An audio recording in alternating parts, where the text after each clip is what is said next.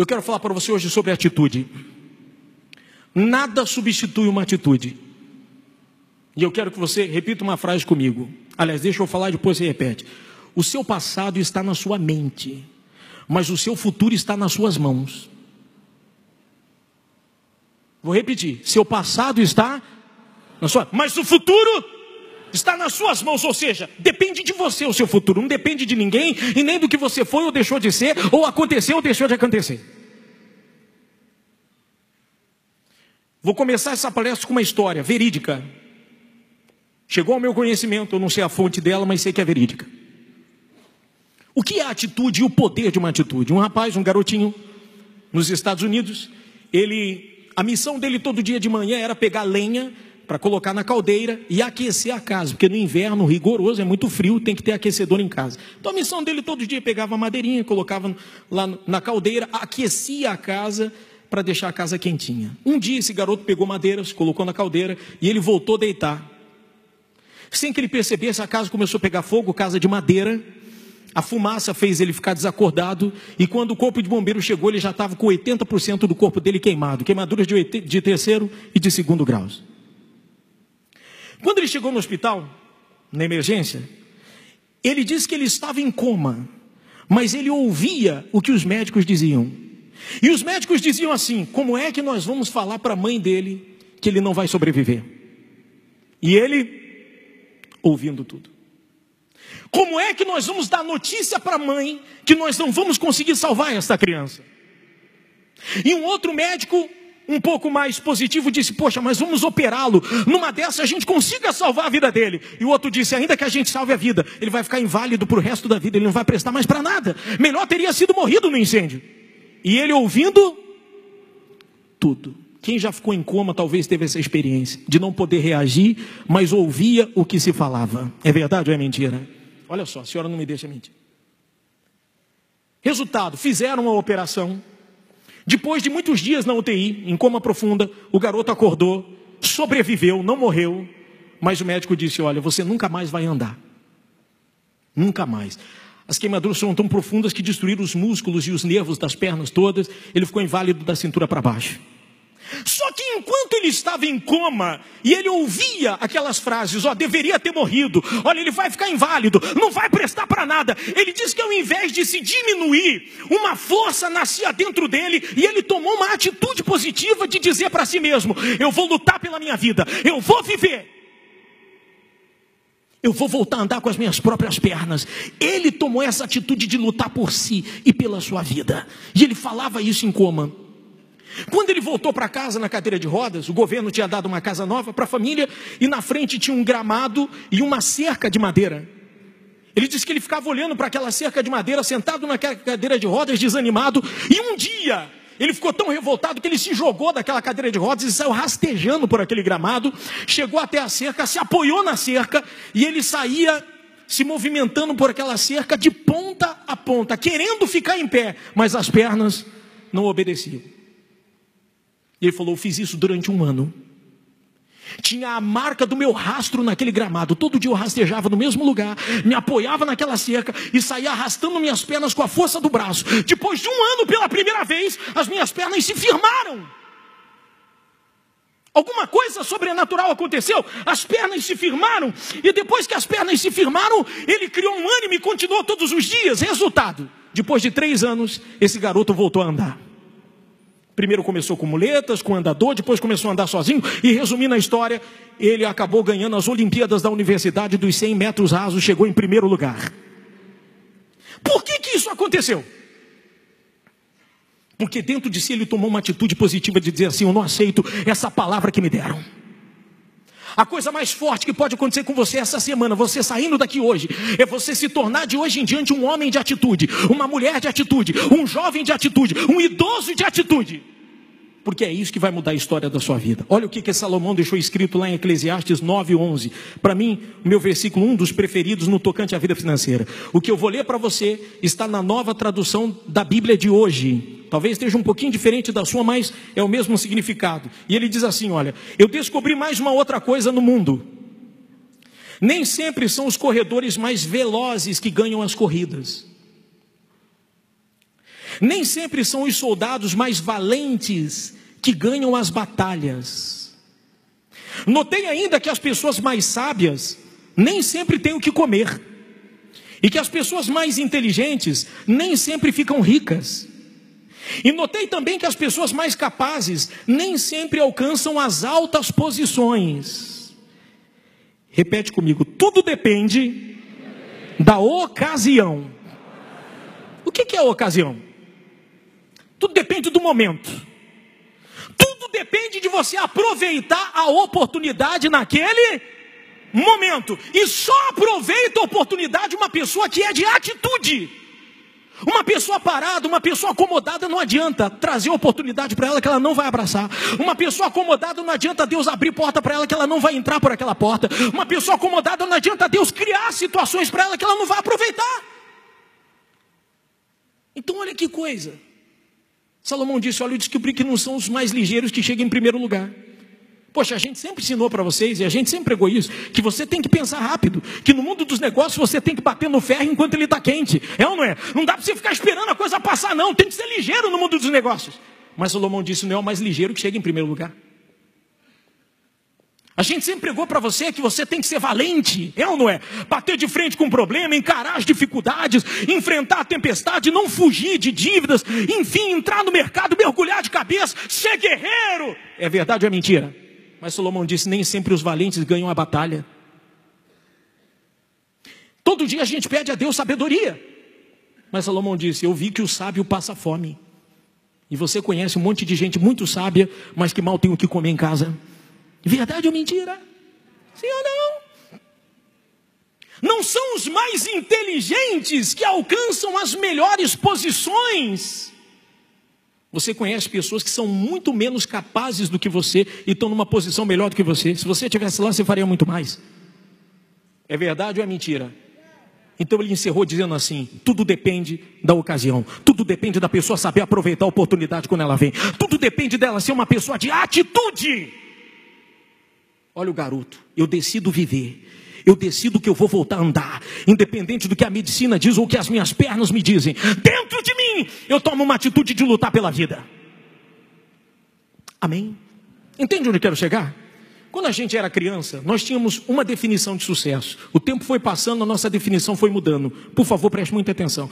Quando a gente era criança, seu pai e sua mãe diziam assim: filho, você tem que o quê? Você tem que estudar. Olha, se você não quer acabar como o papai, como a mamãe, então você tem que o quê? Estuda, meu filho, para você ter um lugar, um espaço neste mundo, você tem que estudar. Então, a sua primeira definição de sucesso era essa: eu preciso estudar. E você começou a estudar. Só que o tempo passou. E você viu que muita gente que estudou muito, continua na miséria. Verdade ou mentira? Então você pensou: poxa, então a minha definição de sucesso mudou. Não basta apenas estudar. Claro que eu tenho que ter conhecimento. Conhecimento liberta da ignorância. Mas eu vi que só estudo não resolve.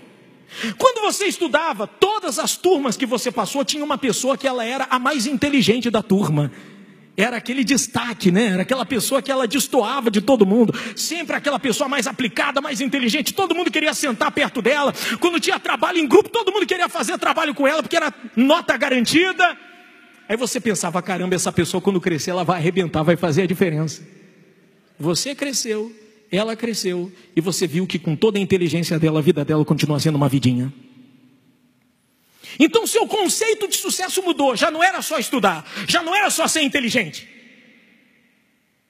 Depois começaram a dizer para você: você tem que ter experiência, você tem que ter bagagem, porque quanto mais bagagem você tiver, mais oportunidades vão aparecer, as pessoas vão te valorizar mais, vão te respeitar mais se você for uma pessoa experiente. Só que você viu que hoje os experientes estão fora do mercado de trabalho. É verdade ou é mentira?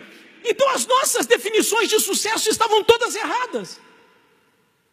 E Salomão disse assim: não depende da sabedoria, da inteligência, do estudo, da experiência. Depende de saber aproveitar a oportunidade. Você tem que ser uma pessoa de atitude. Amém? Esse é o espírito da coisa. Você vê Davi. Se Davi não tivesse tomado uma atitude na vida dele, quem fez Davi foi Golias. Golias foi uma bênção na vida de Davi. Foi a maior bênção na vida de Davi, foi Golias. Porque quem era Davi antes de Golias aparecer em cena? Era um Zé Ninguém, coitado. Era um, como diz, pé de chinelo, né? Davi era um Zé Ninguém. O dia que Golias apareceu em cena, ele viu naquela ocasião, uma oportunidade de tomar o quê? Uma atitude. Ele falou, preciso fazer alguma coisa. Eu vou fazer história, eu preciso fazer alguma coisa. Está todo mundo fugindo desse gigante, eu vou encarar ele. Em poucos minutos levaram ele até o rei.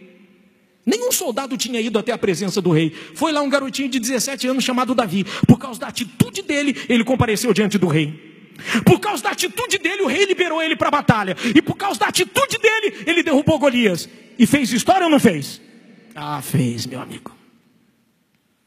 Então, queira ou não, Golias foi uma bênção na vida de Davi. Eu quero dizer para você que essa luta que você está enfrentando, esse gigante que está na tua vida é uma bênção, porque você vai derrubar ele, vai fazer história em nome de Jesus. Você vai sair dessa, se você for uma pessoa de atitude.